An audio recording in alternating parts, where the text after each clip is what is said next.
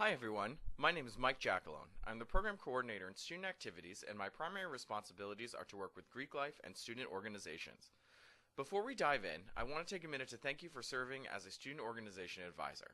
I know that you all have busy schedules, but your time and effort goes a long way in making our students have a great experience. Part of my job is to support you, so feel free to contact me whenever you have questions about processes or working with your organizations.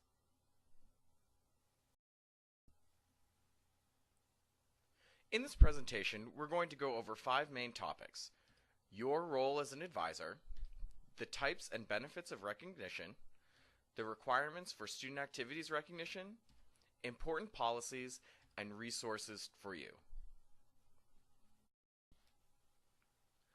One of the most common questions I get is, Mike, how involved should I be with my organization? And unfortunately, there isn't a clear answer. Your involvement is going to vary from year to year and from organization to organization. Therefore, having a conversation with your group to decide on mutual expectations at the beginning of each year or even each semester is helpful. As an advisor, you are needed to sign specific paperwork throughout the year, such as the advisor agreement form, student community government financial paperwork, and trip registration forms. However, we hope that you're able to be more than just someone who signs forms for the students. Some of the things advisors commonly do are attend meetings and events with some regularity, meet with the president and or executive board members as needed, serve as a resource about college policies and services, and keep copies of records to help with the continuity of an organization. It's also important to recognize that interest in a student organization will fluctuate with time. If there isn't interest in a group any longer, it's okay, and oftentimes better, to just let it disband naturally than try to drag it along. Most student organizations are recognized separately by student activities and student community government. The only organizations that are recognized solely by student activities are those with restrictive membership, which typically are fraternities and sororities, honor societies, and audition performance groups. The benefits of student activities recognition are the right to use the college's name, the ability to reserve space on campus, usage of an organization email address and mailbox, eligibility for office space in the student union, and event planning assistance and organization development training. The benefits of student community government recognition are access to a budget and funding, services and trainings provided by SCG, and the eligibility to apply for and win Storgy Awards, which are presented at the annual Student Organization Awards banquet. All student organizations have requirements they have to fulfill annually to remain recognized. For student activities, they need to enter their officers into MyRIC, attend an orientation meeting with a student activities staff member, and follow office and college policies. For student community government, they need to fill out an officer form, get an advisor agreement signed, sign a president and treasurer affidavit, and attend the annual president's treasurer's meeting or meet with the student community government treasurer. Please note that if officers change throughout the year, the information needs to be updated with both student activities and SCG.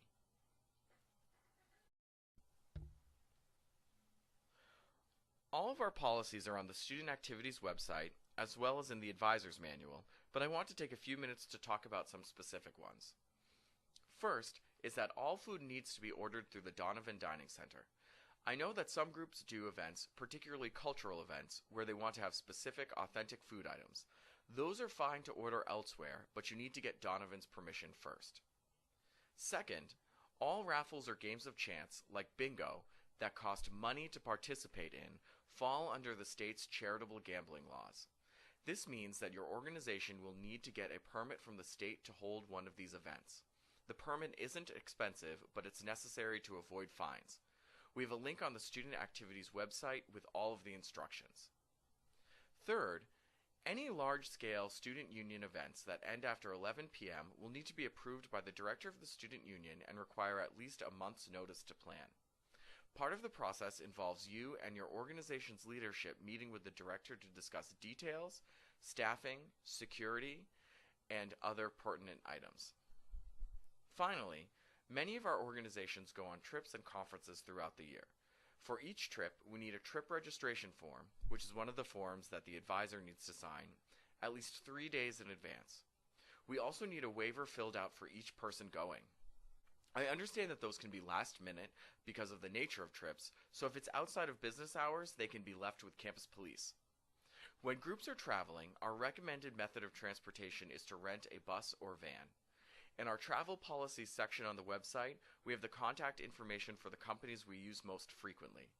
Other travel options are to rent one of the vans owned by athletics, use public transportation, or state that the event starts at a specific meeting time and location and have everyone find their own way there.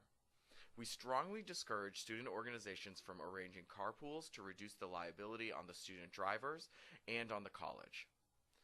We recently developed guidelines for when student organizations are traveling abroad, which can be found on the website. The guidelines include a number of elements, so these trips will take longer to plan. We have a variety of resources for you and your organization on the Resources for Student Organizations page on the Student Activities website. There you can find the advisor manual, all of our policies, an event planning guide, risk management materials, and a listing of upcoming advisor sessions. Additionally, on the Student Activities website, you can find a link to submit information to the Student Activities Briefs, which is the weekly email that is sent from our office to all students, faculty, and staff. One of the additional benefits of a recognized student organization is they get 300 free points to use with Student Activities Marketing.